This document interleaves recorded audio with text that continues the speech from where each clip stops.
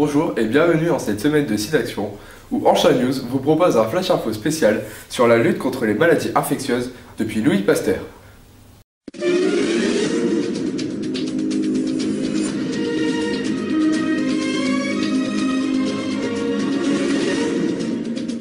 Nous commençons de suite avec les découvertes décisives du 19e et du 20e siècle en matière de maladies infectieuses.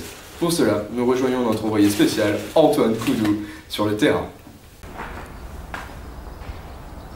Allô, oui, Florentin? Oui, je vous capte bien. Oui.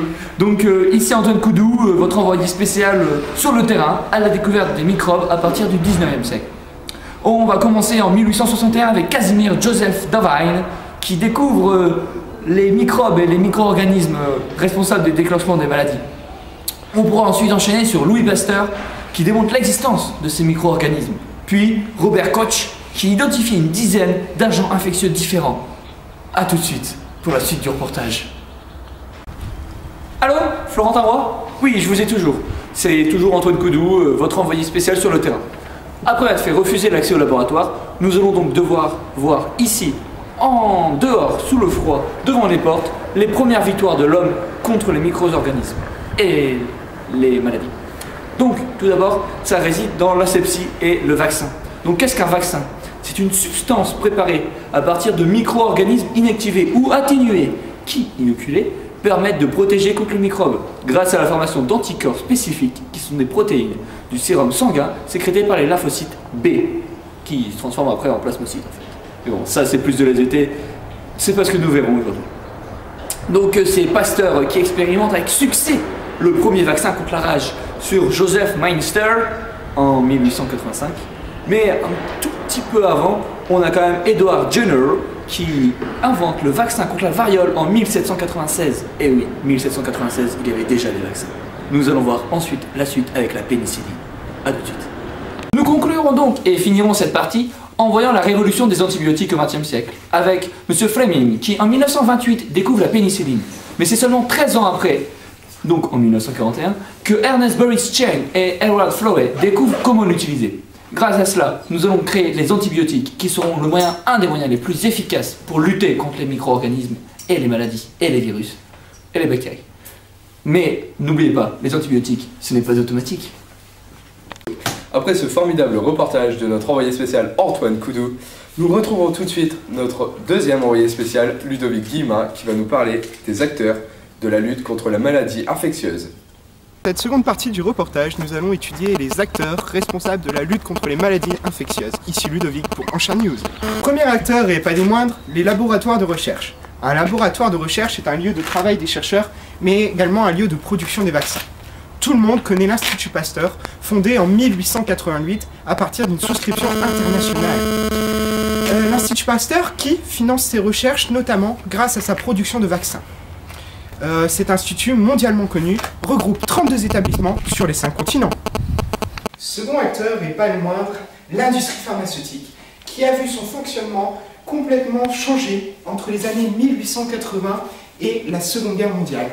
En effet, on est passé d'une industrie pharmaceutique artisanale à une industrie de production de masse, où la pharmacie n'est plus qu'un magasin. Tout le monde connaît l'entreprise Bayer, qui en 1899 dépose le brevet pour l'aspirine, qui de nos jours a fait sa fortune. L'innovation dans l'industrie pharmaceutique est surtout due au criblage moléculaire. Mais qu'est-ce que le criblage moléculaire? En fait, il s'agit de l'étude de chaque nouvelle molécule découverte afin d'en tirer quelques vertus pharmaceutiques.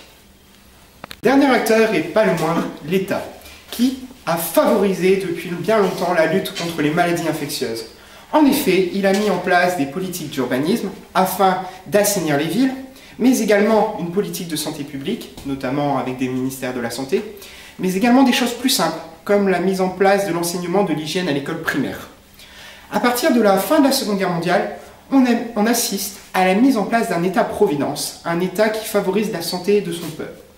En effet, on peut citer par exemple, en 1942, l'alliance de l'État américain et de la société Bayer pour la production en masse de pénicilline lors de la Seconde Guerre mondiale, ou un autre exemple plus concret et plus récent, la mise en place de la sécurité sociale en France en 1967. nos deux envoyés spéciaux se retrouvent pour un ultime documentaire sur la lutte contre les maladies infectieuses durant le XXe siècle. Allô, oui, Florentin Roy. Oui, toujours ici votre envoyé spécial Antoine Coudou, avec accompagné de Ludovic Guillemin, ici présent, pour terminer et conclure sur ce magnifique reportage qu'est la coopération International. Oui, donc on commencera avec l'Organisation mondiale de la santé, OMS, créée en 1948. Celle-ci est une institution spécialisée de l'ONU qui subventionne et coordonne la lutte contre les maladies infectieuses grâce à de nombreuses recherches et de nombreux chercheurs. En effet, depuis 1974, on assiste à une réussite indéniable du PEV, qui est le programme élargi de vaccination.